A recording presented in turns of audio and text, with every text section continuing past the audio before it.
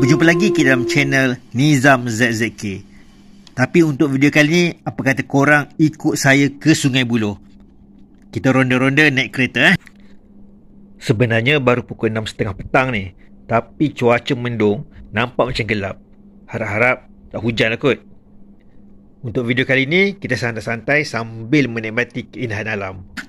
Okey, untuk video kali ni saya tunaikan permintaan saudara John Labu. Okey, saudara John Labu mahu saya kongsikan kisah seram yang berlaku di Bukit Kaci, Universiti Utara Malaysia. John Labu ni merupakan bekas pelajar UUM sendiri. Dia belajar di situ pada tahun 2018 hingga 2022. Antara peristiwa seram yang pernah dialami sendiri ialah bunyi deruman bas melalui kolej mereka pada jam 2 pagi. Sedangkan bas terakhir pada jam 11 malam. Bukan sekali, tapi beberapa kali dan turut didengar oleh rakan-rakannya yang lain.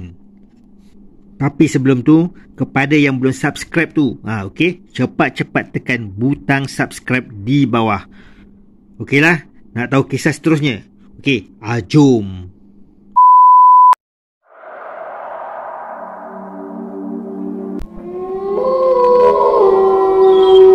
Untuk pengetahuan, UUM Sintok ada kediaman luar kampusnya, iaitu Kolej Bukit Kaci. Kisah seram ini berlaku sekitar tahun 2006 dan diceritakan oleh seorang pemandu kereta private sapu. Menurut pemandu itu, dia mendapat panggilan dari seorang pelajar perempuan sekitar pukul 3 pagi. Kononnya baru sampai dari Kuala Lumpur menaiki bas. Bas memang akan menurunkan penumpang sekitar waktu itu dari Kuala Lumpur ke stesen bas Changlun. Pelajar itu kata dia akan tunggu private sapu itu di bawah pokok di hadapan stesen bas. Private sapu ni memang kena sangat dengan pelajar tersebut sebab sudah beberapa kali pelajar itu gunakan perkhidmatannya. Disebabkan pemandu itu terima panggilan ketika masih mamai, maklumlah boleh lepas bangun tidur kan. Selepas menjawab panggilan tersebut, dia tertidur semula. Sedar-sedar jam dah sekitar 4 pagi. Dia segera bergegas membasuh muka dan capai kunci keretanya dan segera bertolak ke stesen bas Changlun. Pastinya dia rasa amat bersalah sebab tertidur semula tadi menyebabkan pelajar itu terpaksa menunggu lama. Setibanya di stesen bas Changlun, pemandu itu melihat di bawah pokok itu berdiri seorang pelajar perempuan dan dia pasti itulah yang menelefonnya tadi. Sejurus tiba, tak putus-putus dia mengucapkan maaf atas kelewatannya. Pelajar itu hanya mengangguk dan tunduk. Mungkin disebabkan oleh kerana mengantuk dan penat, pelajar itu malas mahu melayan alasan pemandu kereta sapu tu, lalu masuk ke dalam kereta di tempat duduk sebelah pemandu. Perjalanan mereka seperti biasa. Pelajar itu masih tunduk dengan rambutnya menutup wajahnya. Pemandu itu malas mengganggu kerana fikirkan mesti pelajar tersebut masih penat dan mengantuk. Namun sejurus tiba di pertengahan jalan antara kampus UUM dan Kolej Bukit Kaci, di mana kawasan itu hanya hutan, tiba-tiba pelajar itu mendongak dan memandang ke arahnya dengan wajah yang tersenyum lebar. Terkejut besar pemandu tadi bila tengok wajah pucat dan berkedut pelajar itu. Apatah lagi senyuman itu diiringi tawa yang menakutkan. Bagai mahu tercabut jantungnya bila mengenangkan dia dah tersilap mengambil penumpang. Disebabkan dia pun dah nak sampai ke kolej tersebut, digagahnya juga membawa lembaga itu ke sana, walaupun ada niat hatinya mahu berpatah balik. Tapi untuk membuat pusingan you, pasti suka di jalan yang sempit itu.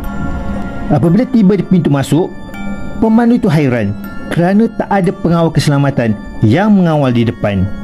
Tiba-tiba lembaga itu bersuara mahu dia menghantarnya ke tangki air besar kolej itu. Dia hanya menurut saja Namun akhirnya dia berhenti di blok pelajar berhampiran tangki air itu je, sebab dia tak sanggup meneruskan memandu berhampiran tangki yang dimasukkan oleh lembaga itu. Suruh berhenti, dia buka pintu keretanya dan berlari laju ke arah pengawal keselamatan. Lega hatinya kerana rupa-rupanya ada pengawal di pintu masuk tadi. Tapi dia hairan, kenapa tak ada pengawal semasa dia melalui pintu masuk itu tadi? Tanpa membuang masa, dia mengajak pengawal tadi ke keretanya untuk tengok sendiri penumpang yang menumpangi tadi.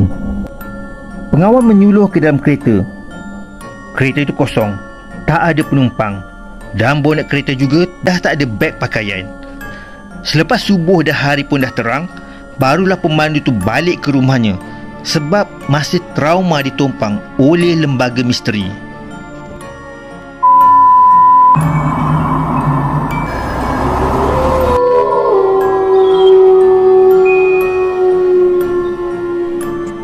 Perkongsian cerita yang kedua ini juga amat menakutkan, terutamanya menakutkan pelajar-pelajar yang baru tinggal di asrama. Cerita ini berlaku di kolej perempuan.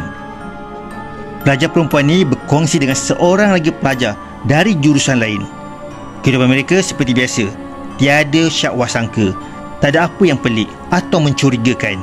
Sehinggalah pada suatu malam, semasa dalam bilik, pelajar ini minta rakan sebiliknya matikan suis lampu sebelum tidur. Dengan selamba, rakan itu menghulurkan tangan yang panjang seperti plastik man dan terus menekan suis lampu. Bila dia nampak, apa lagi, lintang pukang dia lari keluar bilik. Dia lari ke bilik kawan-kawannya. Maka berpusu-pusulah mereka semua ke biliknya dan dapati dia hanya tinggal seorang tanpa roommate sebab katil dan almari sebelahnya kosong. Keesokannya, bila dibuat pertanyaan di pejabat kolej, mereka dapati tak ada nama yang disebutkan yang tinggal di bilik tersebut. Malah nama tu tak wujud. Rupanya sudah hampir satu semester dia tinggal dengan makhluk gaib ataupun hantu. Banyak lagi kisah-kisah seram yang menjadi perbualan di UUM ini. Dikatakan terjadinya kes bunuh diri seorang pelajar perempuan dan ada yang kaitkan dengan banyaknya kes kemalangan maut yang berlaku di laluan kolej mereka. Bahkan beberapa kemalangan maut itu melibatkan pelajar UUM sendiri. Wallahu alam. Baiklah, sampai di sini saja kisah seram kali ini.